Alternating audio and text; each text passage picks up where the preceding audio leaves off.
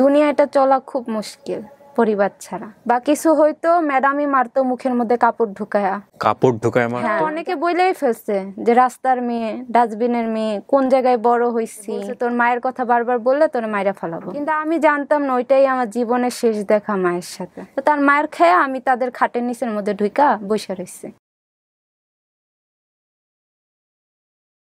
আপন ঠিকানার একটি বেসিক ভিডিওতে আপনাদের সবাইকে আমি আমন্ত্রণ জানাচ্ছি এবং আমি ক্লান্ত বলছি এই কারণে যে আজকের দিনের মোট 7টি ভিডিও রেকর্ডিং হবে, তার মধ্যে 6 নম্বর রেকর্ডিংটা এখন চলছে। তো একটানা আপনি যদি কন্টিনিউয়াসলি এভাবে মানুষের জীবনের দুঃখ গাথাগুলো শুনতে থাকেন, ব্রেন একসময় কাজ করতে চায় না, ডেফিনেটলি চায় না, কিন্তু এটা আমার অভ্যাস হয়ে গেছে এবং আমাকে শুনতেই হবে। রবীন্দ্রনাথের একটা কথা আছে খুব সুন্দর, ক্লান্তি আমার ক্ষমা করো প্রভু। মাঝে মাঝে আমি মনে করি যে আল্লাহ আমার ক্লান্তি ক্ষমা করে দাও, তুমি ক্লান্তি দিও না। কিন্তু শরীর একটা ব্যাপার আছে, মন একটা ব্যাপার আছে, মস্তিষ্কের একটা ক্ষমতা আছে। মাঝে মাঝে মনে হয় যে আমি আসলে পারছি না আর, হয়তো সেটা আমার চোখে মুখে অনেকখানি ফুটে ওঠে। যার কথা আজকে আমরা শুনবো তার আগে আপনাদেরকে একটু বলতে চাই, যদি আপনি এই অনুষ্ঠানে এসে আপনার পরিবার খুঁজতে চান আমাদেরকে ফোন করবেন। আমাদের ফোন নাম্বার হচ্ছে 09639888777। আমি আবারও বলছি 09639888777। বিগত 4 বছরের কাছাকাছি সময় আমরা শত শত ছেলে মেয়েকে তাদের নিজ পরিবারে, রক্তের সম্পর্কের পরিবার বা বায়োলজিক্যাল ফ্যামিলিতে ফেরাতে আপনাদের দোয়ায় সক্ষম হয়েছে, আলহামদুলিল্লাহ। নাম কি আপনার? আমার নাম লাভলি। লাভলি, মন খুলে কথা বলেন, হ্যাঁ, জোরে কথা বলতে হবে, ঠিক আছে? ভয়ের কিচ্ছু নাই। লাভলির বয়স কত হতে পারে এখন? আনুমানিক 20 বছর দিয়েছেন আপনি। হ্যাঁ। আপনার বাড়ি খাগড়াছড়িতে? খাগড়াছড়ি নানার বাড়ি শুনছেন হচ্ছে নানার বাড়ি। হ্যাঁ। আপনার কি বিয়ে শাদী হয়েছে? হ্যাঁ, আমার বাচ্চা আছে। বাচ্চা আছে, সাথে এসছে, জামাই এসছে? বাইরে। আপনি তো ভয় পাচ্ছেন কেন? আমি বাঘ না ভাল্লুক সেটা বলেন, মন খুলে কথা বলবেন। আপনি কি খাগড়াছড়িতে, আপনি কোথা থেকে আসছেন আজকে? এই আপনার ঢাকা শহরের? হ্যাঁ। তো লাভলি আপনার বাবা মার দেওয়া নাম? হ্যাঁ, লাভলি আমার বাবার দেওয়া নাম। এটা চেঞ্জ হয়নি? না, এটা চেঞ্জ হয়নি। বলেন তো কি হয়েছে আমাকে একবারে, ছোটবেলা থেকে, ছোটবেলার ঘটনাটাই শুনি। হারায় যাওয়ার আগে কেমন ছিলেন, তারপর হারালেন কিভাবে?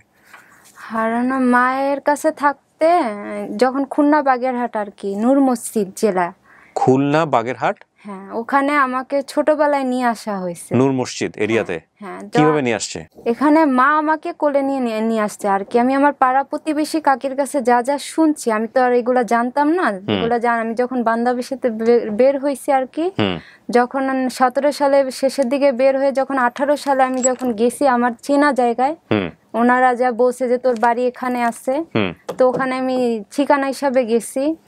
তো যাওয়ার পরে এমনি যাদের কাছে ছোটবেলায় বড় হয়েছি তাদেরকে আমি আগে ভাবতাম তারা আমার পরিবার, কিন্তু পরে শুনি যে তারা আমার পরিবার না, মা নাকি তাদের কাছে আমাকে ছোটবেলায় নিয়ে আসছে, তাদের সাথেই থাকতো মা।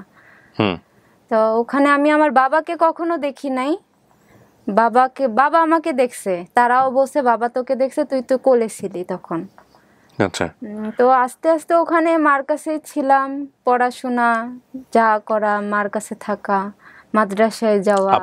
আপনার মার কাছে আছেন এখনো? এখন মার কাছে নাই। মা কই? 14-15 বছর ধরে নিখোঁজ। নিখোঁজ বলতে মানে বান্দা বাসায় দেওয়ার পর থেকে মা নিখোঁজ। আচ্ছা, তার মানে এখানে একটা ইন্টারেস্টিং গল্প আমি পাচ্ছি, সেটা হচ্ছে আপনার মা আপনাকে কোলে করে নিয়ে আসছে কোথাও থেকে? না, আমি তারই সন্তান। সেটা ঠিক আছে, অন্য কোথাও থেকে আনে নাই, বাট আপনার বাবার কাছ থেকে চলে আসছে, এটা বোঝা যাচ্ছে। বাবার কাছ থেকে চলে আসছে, কিন্তু বাবা আসছিল, ওনারা বলছে, কাকিরা বলছে আর কি। আপনারা কোনো ভাই বোনকে দেখেন নাই কখনো আপনি? আমার একটা বড় ভাই আছে, সেটা নানির কাছে থাকে, সেটা আমি মার কাছেও শুনছি। আর এখন বর্তমান যারা আমাকে চিনে তারাও বলছে যে এটা তোর মার কাছে থাকে। তো আপনার মার কি কোনো মানসিক সমস্যা ছিল? তা আমি বলতে পারবো না। আপনার মা আপনাকে নিয়ে যেখানে ছিল এই এলাকায় আপনার কোনো আত্মীয় স্বজন নাই? না। তো এখানে আসলো কেন? মানে কেন আসছে এটাও আমিও জানি না। মা কখনো বলেনি আপনাকে? 2018 সালে তো আর আমার ফ্যামিলিকে খুঁজে পাই নাই, তাই এই প্রশ্নটা আমার কাছেও। আমি আমার যাকে বিয়ে করছিল তাকে খুঁজে পাইছি। ওই ঘরের একটা ভাই আছে, ওই ভাইটা বলে মার কাছেই থাকে, কিন্তু ওনাকে জিজ্ঞেস করার পরে উনি বলছে আমাকে দেওয়ার পরে মা আসছিল, আয়সা সব জিনিসপাতি নিয়ে আমার নানার বাড়ি চলে গেছে। আমি বিষয়টা একটু পরিষ্কার হতে চাই, আপনি যা লিখে নিয়ে আসছেন এটা পড়লেই হবে বোধহয়। বাগেরহাট দশানীপুর নূর মসজিদে মা আমাকে নিয়ে যায়, তখন আমার বয়স 5 থেকে 6 মাসের মধ্যে। বাগেরহাট থেকে বাবা আমাদের ছেড়ে চলে যায়। তারপর আমার মা যাকে বিয়ে করে তার নাম নাইম, মা আমাকে নিয়ে একটি লোকের সাথে ঢাকায় চলে আসে, তখন আমার বয়স 8 থেকে 9 বছরের মধ্যে। আমার পরনে ছিল লাল কালারের স্কার্ট মনে হয়। মা আমার সাথে ঢাকায় আসে না, কোথায় আসছে? খুলনায় চলে আসছে। খুলনায় আসছে, আচ্ছা। মা আমার সাথে খুলনায় আসে না, আর মা যে লোকের সাথে আমাকে ঢাকা পাঠিয়েছে তার নাম আকবরের, আপনাকে ঢাকায় পাঠায় দেয় ওখান থেকে? হ্যাঁ, আলী আকবর। আলী আকবর কেন ঢাকায় পাঠায় দেয়? কাজের জন্য। আচ্ছা, তার ম্যাডামের বাসায় কাজের জন্য নিয়ে আসে, সে আমাকে এই কথা বলে যে আমার মা নাকি সেই বাসায় আছে, আমাকে মিথ্যা কথা বলে নিয়ে আসে। তো আপনার মাই তো পাঠালো, আবার কেন মা ওখানে আছে মিথ্যা মা কথা? আমাকে যখন রিক্সায় উঠায় দেয় তখন বলে যে তুই যা এই আঙ্কেলের সাথে, আমি আসতেছি। আমি আসতেছি। ওকে। তো আমি ওই বাসায় যে ভাত খাওয়ার পরে যে ঘুমাইছি, সকালে উঠে দেখি আমি মানে পানির মধ্যে আর কি, মানে তখন তো ফেরি চিনতাম না, মানে চারোদিকে বাস আর Okay. সাইডে পানি। ওকে। তো আমি তখন ওই আঙ্কেলকে জিজ্ঞেস করছি, আঙ্কেল আমি কোথায় আছি, আমি আমার মার কাছে যাব, আমাকে নিয়ে যান। তো বলতেছে তোমার মার কাছেই যাইতেছি। আমি বলছি মার কাছে যাইতেছি, আমি তো রাত্রে তো এখানে ছিলাম না, আমার নিয়ে যান। কান্নাকাটি করতেছিলাম, পরে বলছে তুই কান্দিস না, আমাকে মানে মজাটা যায় না দিছে। তখন আমি এগুলো খাইটায়া আবার ঘুমায় গেছি গা। পরে কতক্ষণ পরে আবার এই যে আমি এই যে অললেস এখানেই আর কি নিয়ে আসে, তখন তো আর চিনতাম না, এখন তো চিনি। এখানে নিয়ে আসার পরে ওনার বাসায় আনার পরে খাবার টাবার দিছে, তখন আমার পরনে লাল ড্রেস, একটা স্কার্ট আর একটা গেঞ্জি লাল কালারের, ওই এক জামা কাপড়ে আমাকে মা পাঠাইছে। তো আমি ওই যে ওখানে একটা বিল্ডিং 6 তলা, এই যে অলওয়েজ গেটেই একটা 6 তলা বিল্ডিং। তো ওই বিল্ডিংয়ে সিঁড়ি বেয়ে উঠলাম, উঠার পরে রুম খুলে ঢুকছি। তো আমি বলতেছি এখানে কই, আমার মার কাছে নিবেন না? তা উনি বলতেছে তোর মা উপরেই আছে। আমি সে উপরে আছে, তার আমি আর কোনো কথা বলি না, আমি আরো দৌড় মাইরা চলে গেছি। ঢুকার পরে দেখলাম একজন ম্যাডাম, একটা ম্যাডামের 2 ছেলে, তারপর ম্যাডামের একটা ছোট বাচ্চা, ম্যাডামের শাশুড়ি, ম্যাডামের হাজবেন্ড। মানে ওখানে তখন কিছুই জানতাম না, যা পরে জানছি। তো ওখানে বসে তা আমারে দাঁড় করায় দিছে বারান্দায় দাঁড় করায় দিছে। তো আমি বসে বসে গাড়ি দেখতেছি বাইরের। তা আমি কতক্ষণ পরে আবার ওই আকবর আঙ্কেল আইসে, আয়া কইতেছে যে তুই থাক আমি আসতেছি। আমি আপনি না কইলেন মা আমার এখানে, কই আমার মা কই? তো কইতেছে তুই একটু বস, আমি তোর মারে ডাইকা নিয়ে আসি। তো ডাইকে নিয়ে গেছে, আর কোনো খবর নাই। তো আমি অনেকক্ষণ বৈশা টৈসা তো কান্দাকাটি শুরু করে দিছি। তো ওই ম্যাডাম আবার ভাত দিছে খাবার জন্য, তো খাইতে বসলাম। খাইতে আবার জিজ্ঞেস করতেছি আঙ্কেল কইল আমার মারে নিয়ে আসবো, আমার মা কই, আঙ্কেল কই, আমি এনে থাকবো না, আমার নিয়ে যান। তো এভাবে অনেকক্ষণ করার পরে কিছুক্ষণ পরে ওই ম্যাডামে আমাকে মারা শুরু করছে। বলতেছে তোর মা তোর কাছে আর কখনো আসবে না, তোকে ওই আঙ্কেল এই বাসায় রাইখা গেছে, তোর মা তোর টাকা নিয়ে গেছে। তারপরে তো মারধর শুরু করছে। আমি বলতেছি আপনি আমার মারতেছেন কেন?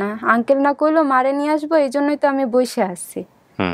তো এখান থেকে মারামারি করলো। তো আমি ওই সময় আবার আমার মা যখন আমার মারতো তখন আমিও ভয়ে পলায়া যাইতাম, নাহলে চুপচাপ লুকায়া থাকতাম। তো তার মায়ের খেয়ে আমি তাদের খাটের নিচের মধ্যে ঢুকা বসে রয়েছি, মানে লাঠি নিছে তারা মারার জন্য। আমি মায়ের কথা বলি কেন বারবার, যে বলছে তোর মায়ের কথা বারবার বললে তোর মায়েরা ফেলাবো। যে আমাকে দিয়ে গেছে সেটা তাদেরই ড্রাইভার অনেকদিন দেখা দেয়নি। তো হঠাৎ আরেকদিন দেখতে পারছি, মানে তারা বাইরে গেছে, পরে হঠাৎ করে কি জানি নিয়ে ঘরে আসছে। তখন আমি আবার চিল্লান মারছি আঙ্কেল আমার মা, আপনি না কইলেন আমার মারে নিয়ে আসবেন, এরা না আমার অনেক মারে, আমার মায়ের কথা বললেই আমারে মারে, মায়ের কথা বলা যাইব না এখানে বলে, এনে কি আমার মায়ের কাছে নেবেন না? পরে কইতেছে তোর মা এখানে দিয়ে দিছে, তোর মা কয়দিন পর পর এসে দেখা করে যাব, তোরে ফোন দিব দেখা করে যাব। কিন্তু আমি জানতাম না ওইটাই আমার জীবনের শেষ দেখা মায়ের সাথে। আমার মায়ের সাথে আর কথাও হয় নাই, দেখাও হয় নাই। মা কখনো আমি জিজ্ঞেস করলে মা ফোন দিছে নাকি মা দেখা আসে নাই, তখনই বলতো কি তোর মা ফোন দেয় নাই তোকে। তো ওইভাবে আস্তে আস্তে মনে করেন অনেক দিন পার করে দিছি। তো ওই বাসায় ছিলাম, ওনারা ওই বাসা ছাইরা কখনো আমার ছাদে উঠতে দিত না, নিচে নামতে দিত না। ওই বাসা ছাইরা ওনারা ওই দিকে আবার ফ্ল্যাট কিনছে, তো ওদিকে চলে গেছে। ওইদিকে চলে যাওয়ার পরও ছাদে উঠতে দিত না। তো ওই বাসা আমি যখন একটু বুঝদার হয়েছি, পালানোর চেষ্টা করছি অনেকবার পালানোর চেষ্টা করছি, কিন্তু ভয়ে আর পালাই নাই। অনেকবার অনেকে মানে যারা ছুটা কাজ করতো ওই বিল্ডিং এ, যারা বান্দা কাজ করতো, সবাই বলতো যে তুই পালায় যা, এইভাবে মানে যারা কিছু হইলেই মারতো, মনে হয় জিনিস ভাঙতাম তাতেও মারতো, দোষ করলেও মারতো, দোষ না করলেও মারতো, কোনো মানে ছিল না। লিমিট ছাড়াই মারধর। তার ছেলেকে দিয়ে মারতো, তার মেয়ে ছোট যে মেয়েটা এটাকে বড় হয়ে গেছে এটাকে দিয়েও মারতো, মেজো ছেলে। তারপর স্যারকে মিথ্যা কথা বলে স্যারকে দিয়ে মারাইতো, বা কিছু হয়তো ম্যাডামই মারতো মুখের মধ্যে কাপড় ঢুকায়া। কাপড় ঢুকায় মারতো? হ্যাঁ, জানি কেউ না শুনতে পারে। তো ওইটা নিজেদের ফ্ল্যাট ছিল, সবাই বাড়ি এলা ওইখানে, তো এই জন্য কেউ কিছু কইতে পারতো না। তাই এই জন্য ছোটা বুয়ারও অনেকবার হেল্প করছে আমাকে, বোরকা টোরকা আয়না দিছে, বসে যেতে এগুলো পইরা পালায়া যাইস, কিন্তু আমি পারি নাই, পালায়া যাইতে আমি পারি নাই। মাথা গরম করে অনেক সময় আমরা গায়ে হাত তুলি, সিচুয়েশনালি অনেক কিছু ঘটে যায়, সেটার মধ্যে যদি প্ল্যান্ড কোনো কিছু চোখে পড়ে, never ever consider, never ever. এই যে বললো না গায়ে হাত তোলার বিষয়টা, এটা হয়তো বাচ্চারা অনেক সময় মানুষের বাসায় কাজ করে। প্রথম কথা হচ্ছে এটাকে আমি সমর্থনই করি না, যে কোনো বাচ্চা মানুষের বাসায় কাজ করুক, এটা সমর্থনযোগ্য না। এটা যে যারা রাখে তারাও মনে করে রাখা উচিত না, আর যারা দেয় তারা তো সবচেয়ে বড় অপরাধী বাপ মায়ের জায়গাটা থেকে। আমি এটা এইভাবে চিন্তা করি, এবং আইনও তো সমর্থন করে না। ফ্যাক্ট হচ্ছে যদি হয়েও যায়, আর আমার কথা তো বাংলাদেশ কালকে চেঞ্জ হয়ে যাবে না, বা আপনি চেষ্টা করলেও হবে না। আছে বিভিন্ন বাসায় কাজ করছে, শত শত বাচ্চারা কাজ করছে। এই সব বাচ্চারা অনেক সময় অন্যায় করে ফেলে, বা অনেক সময় যেহেতু তারা ছোট বোঝে না, গায়ে হাত তোলে বা শাসন করে। এই শাসন করার আর গায়ে হাত তোলার বিষয়টা যদি হঠাৎ করে হয়ে গেছে, অভিভাবক হিসেবে হঠাৎ করে ফেলেছে, মারতে চায়নি, কথা শোনে না, করে ফেলছে, কিন্তু পাশাপাশি আদরও করছে, এটাকে কোনো না কোনোভাবে হয়তো বা মেনে নেওয়া যায়, কারণ বাবা মাও তো এক ধরনের শাসন করতো। সো অভিভাবকের জায়গা থেকে হয়তো সে শাসন করে ফেলেছে। কিন্তু যখন এইরকম ওয়ার্ড আমরা শুনি যে মুখের মধ্যে কাপড় গুঁজে দিত, কিংবা এমনভাবে টর্চার করতো যে টর্চারটা আসলে প্ল্যান টর্চার, মানে এটাকে বলা হয় যে পরিকল্পনা করে কাজটা করা, যে খুব ঠান্ডা মাথায় টর্চারটা করা, সেটার জন্য অবশ্যই শাস্তি হওয়া উচিত, এবং সে শাস্তিটা অবশ্যই যিনি টর্চার করছেন তার হওয়া উচিত। এবং সেটা যদি কোনোভাবেই আপনার দায়িত্বের মধ্যে থাকে, বা আপনি মনে করেন যে না ঠিক আছে এখানে আমার কিছু করার আছে একটা ছোট বাচ্চার জন্য, তাহলে ডেফিনেটলি আপনি যেই হন না কোনো ফ্যামিলির, আপনি ওই লোকটাকে, ব্র্যাকেট কোড আনকোড বলি ভদ্রলোক, ওই ভদ্রলোকটাকে আপনি কখনো ক্ষমা করবেন না, এবং এটা করা উচিত না। আমি জানি না ওর ক্ষেত্রে কি হয়েছে, বাট এরকম ঘটনা বাংলাদেশ অহরহ ঘটে। ওই ম্যাডামের বাসা তো এখন আর নাই, ডেফিনেটলি নাই। আপনার বিয়ে শাদী হয়েছে, আপনার একটা আলাদা সংসার হয়েছে, কিন্তু আমি না একটা জিনিস একেবারেই বুঝে উঠতে পারছি না, যে আপনার মার সাথে আপনার বাবার সম্পর্ক না থাকা অবস্থায় উনি যেখানে চলে আসলেন, এইখানে উনি এসে কি করতেন? এখানে এসে কাজ কাম করতো, মানে যেখানে আর কি আপনাকে নিয়ে থাকতো? হ্যাঁ, ওখানে ভাড়া রুম ছিল আর কি। আপনাকে নিয়ে? হ্যাঁ। আপনি তখন কোথায় থাকতেন? আপনার মা যখন কাজে যেত? মা ওই বাসায় কাজ করতো। ওই বাসায় কাজ যারা করতো। সাহায্য করছে, মানে আমি যাকে কাকি বলে ডাকি এখন, বুলবুল কাকি, তারা তো ছোটবেলায় আমাকে মেয়ের মতন করে আদর করতো, এই জন্য আমি জানতাম যে তারাই আমার পরিবার। আচ্ছা, তো আপনি ওখানে গিয়ে আর পান নাই আপনার আর মাকে? পাই নাই, কিন্তু মা যখন ওই যে পরবর্তী যাকে বিয়ে করছে নাইম, তাকে আমি মামা বলে ডাকতাম যখন আর কি। নাইমকে পাওয়া গেছে? নাইমকে পাওয়া গেছে, নাইম কিন্তু জানে না কোথায় আছে? না, নাইম আমার মায়ের সাথে সংসার করে না। সেটা ঠিক আছে, কিন্তু কথা হলো যে নাইম কাকে বিয়ে করেছিল, এলাকায় কোথায়, বাড়ি কোথায়, কিছু জানে না? বাড়ি জানে, সব জানে সে, কিন্তু সে ঠিকানা জানে না? ঠিকানা দিচ্ছে না। কেন দিবে না? এখন আমাদেরকে বসে সে জানে না। কি সমস্যা নাইম ভাই আপনার? ওর তো মা ওকে পেটে ধরছে, আপনার ঠিকানা দিতে সমস্যাটা কোথায়? তার কাছে মানে কাকিদেরকে নিয়ে, তা কাকিরা তো ফোন নাম্বার আছে আপনার কাছে? না, এখন ফোন নাম্বার নাই, কারণ যেটা দিছিল এটা ভুল নাম্বার দিছে, শুধু বন্ধ বন্ধ আর সুইচ বলে। আপনি আপনার মাকে কেন খুঁজতেছেন? কি হবে মাকে খুঁজে? যদিও খুবই অবান্তর একটা প্রশ্ন, তারপরেও করি, আপনি কেন খুঁজতেছেন? আপনার মাই তো দিয়ে দিছে আপনাকে ভাবে, অকুল সমুদ্রে ফালাই দিছে। এক হচ্ছে পরিচয়পত্র নাই আমার, দুই হচ্ছে দুনিয়াটা চলা খুব মুশকিল পরিবার ছাড়া, কারণ এখান থেকে এতভাবে মানে এতটুক বড় হয়েছি, স্বামীর ঘরে আছি, এখন সুখে আছি, সামনে থেকে ভালোবাসলেও পিছন থেকে সবাই বলে, হয়তো অনেকে বলেই ফেলছে যে রাস্তার মেয়ে, ডাস্টবিনের মেয়ে, কোন জায়গায় বড় হয়েছি, কিভাবে বড় হয়েছি, সবাই আর কি এইসব বলে অনেকে ফালাইছে। আমার স্বামী হয়তো বলে না, কিন্তু বলে অনেকেই বলে আমি মেয়ে খারাপ, হয়তো সংসারে প্রথম মাইনা নিছে তো পিছন থেকে মানতেছে না, আমাকে কিছু না বললেও পিছন থেকে স্বামীকে বলে যে ছাইড়া দিতে।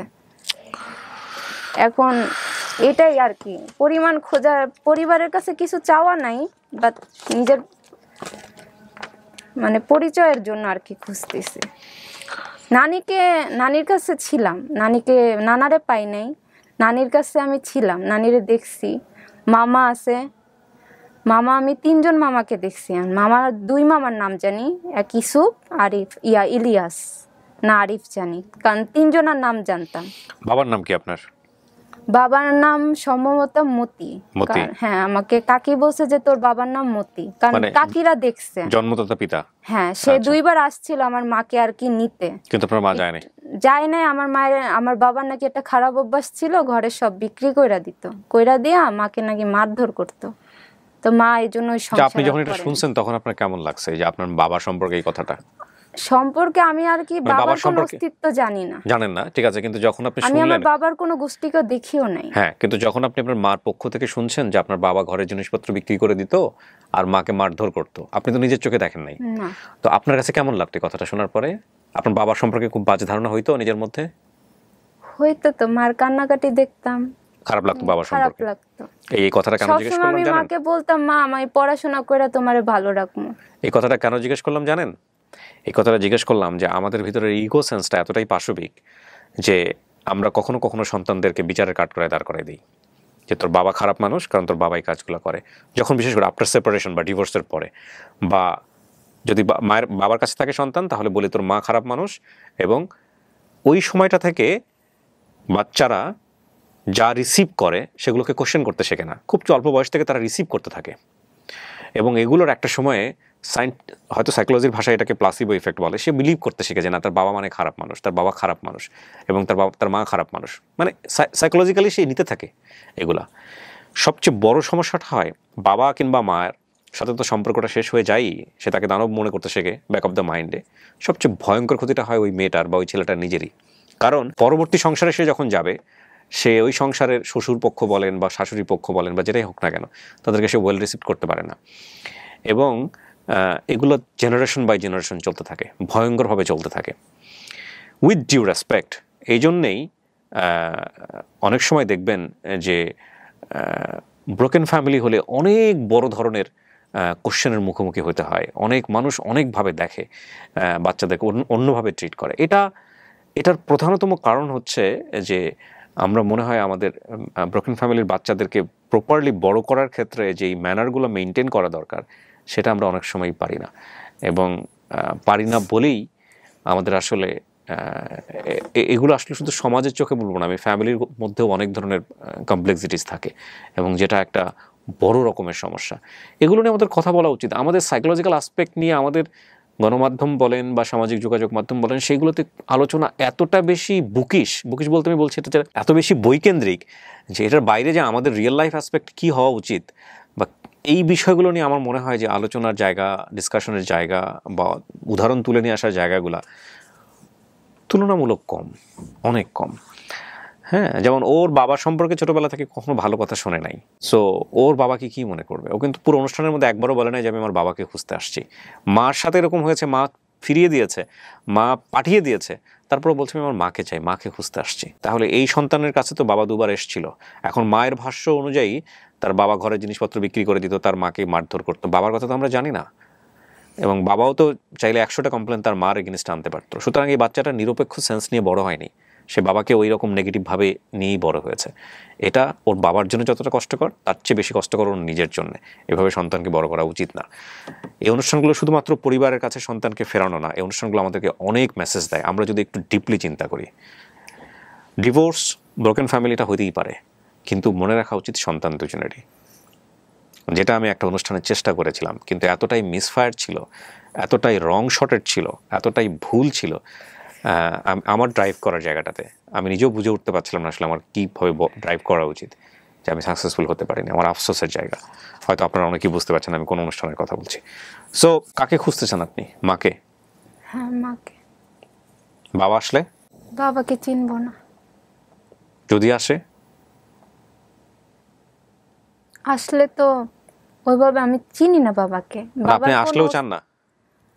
বাবাকে চাই না, কিন্তু বাবাকে দেখার ইচ্ছা, বাট ওইভাবে কাজ করে না বাবার, কারণ কোনো বাবার দিক দিয়ে কোনো পাইনি আমি।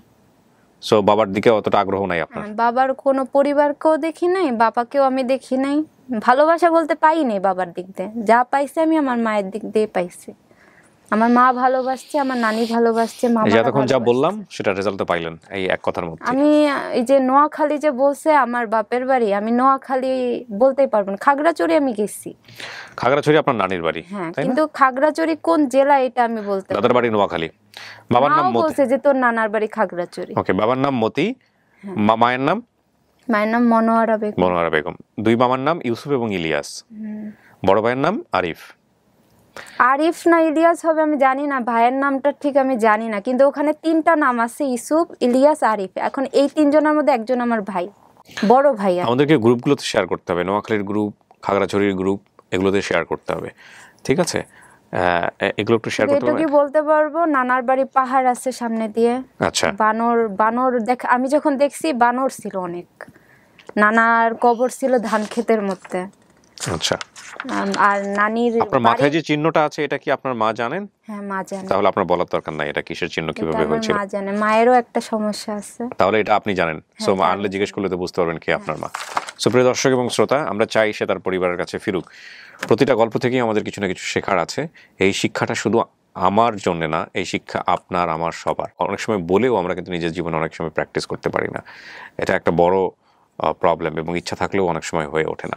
আমাদের সন্তানরা নিরাপদে বড় হোক, এই প্রত্যাশায় আমি আজকের মতো এখানেই শেষ করছি, একটা ভালো সংবাদের প্রত্যাশায়। তাওয়াক্কালতু আলাল্লাহ। আসসালামু আলাইকুম।